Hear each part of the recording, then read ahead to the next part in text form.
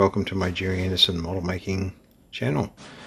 My last video was quite long, intro and a dedication, and this one's going to be quite short, and it's just going to be about a little bit of scratch building and where to start. So here's one of my favorite models. This is the Serenian, I think that's how you say it, Airways jet from Joe 90, sitting on my very small London airport, which used to be a much bigger model. Now that's just what's left of it due to having to move, but I used to have a whole table where I could display all my airplanes and stuff on, but I thought that would make a good base to have things sitting on and talk about them. So if you want to build something like this, where do you start? Well, first we'll go there and talk about that, and then we'll have a closer look at this. So another project that I've started and haven't sort of carried on with is this model. A lot of people will recognize it. It's only partly built. It's Skythrust from Thunderbirds. Probably the second large airliner next to Fireflash, which is a great guest vehicle. Plenty of references online. How do I start building something like this? Well, first I'll just show you, if I can, a little bit of close-ups. Now it's part the way through. Sorry about my mini pinball in the background. As you can see, it's quite rough. So what you're looking at is a surface coat. There is what we call over here just polyfiller. Stuff you'd use on your walls to seal holes and doors, all that sort of thing. You can use it thick or you can water it down, but basically it's a top coat.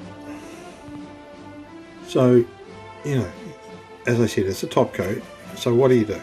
Well, first thing you do is get plenty of reference photos from the show. There are references online. People have done drawings of them, accurate plans. They're great. Don't trust them. Best thing you can do is get the DVD or a version of the TV show, go through the episode that the model that you want to build is on, and literally every scene that it's in, just take snapshots onto your computer or whatever of just about every angle you can get of the model. So what you're looking at here is a plastic card wing that is only just starting to sort of take shape. It'll be the center of the wing. It's not the thickness of the wing, but you got to start somewhere. So that started off as a cardboard template, which started off before that as a transparency. So I found images online of the plane.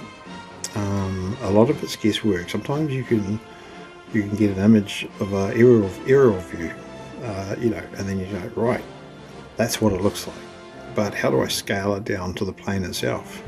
Well, the first thing you need to do is, when you're watching the show, try and get the episode to the point where you're seeing the plane and you get a good side view, a direct side view, and then take some snapshots. Then if you can get a front view, that's great. Some snapshots of the front and also of the rear, then that's the ultimate. If you can get something from the top, that's even better, or the bottom, but often you can't really see what's going on at the bottom. But many shots of it sitting on the runway will give you an idea that it might have a flat bottom like this, especially side-on shots that you might see when it's flying. So you sort of work all that out. In this particular model, I did a combination of taking screenshots for the side profile, and then I stuck tracing paper. Imagine this is my laptop. I zoomed up the picture to the size, right to the tips. I basically put tracing paper and taped it at each edge of my laptop, and drew all the shape and the outline, the detail, even the position of the wings, all that sort of stuff. So this particular model measures about 12 inches long. There are plans that show an aerial view. I took those plans, downloaded them, and sort of found out that they weren't 100% right, but I used a lot of screenshots, and some of the screenshot angles you'll see on the runway are sort of like this, where you'll see it flying, you'll see a side angle.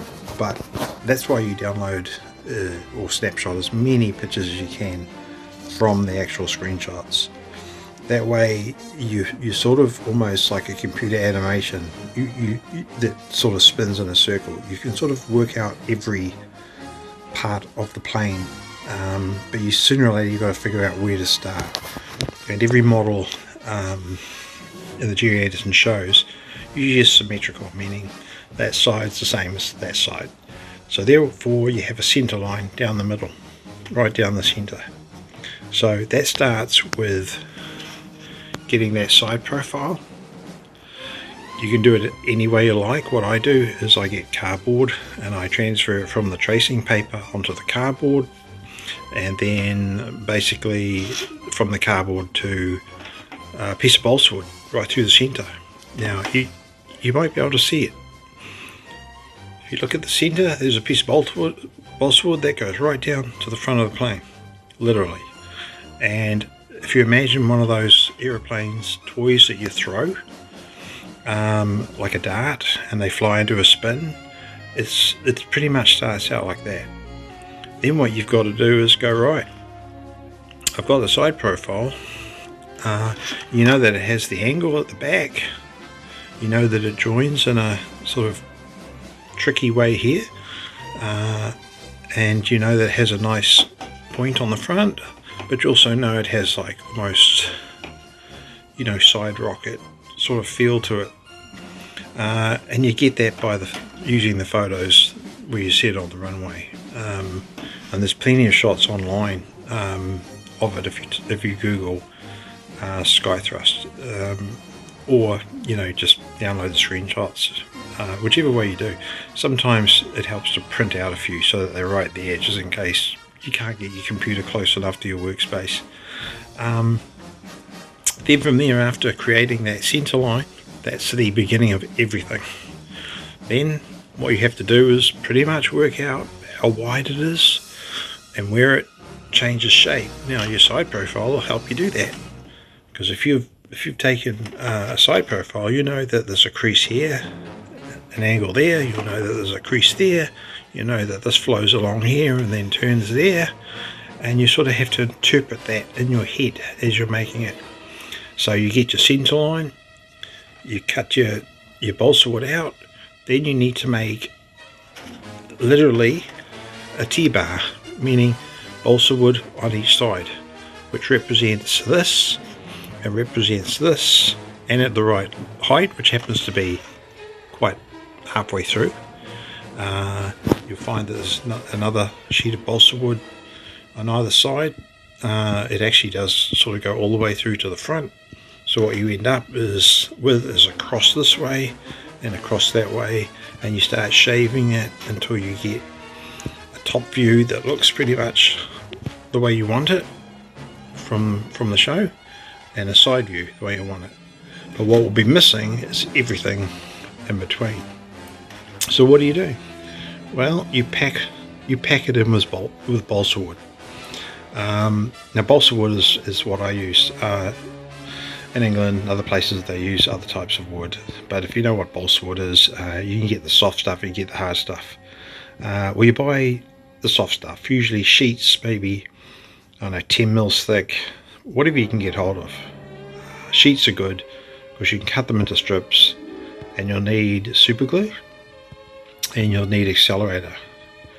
Now super glue is great, but especially with wood, because you could just hold it together and it'll almost instantly set, but you really want it to go fast. So accelerator is something you can buy, just ask your model shop, and it just makes super glue go off instantly while you're holding it in seconds.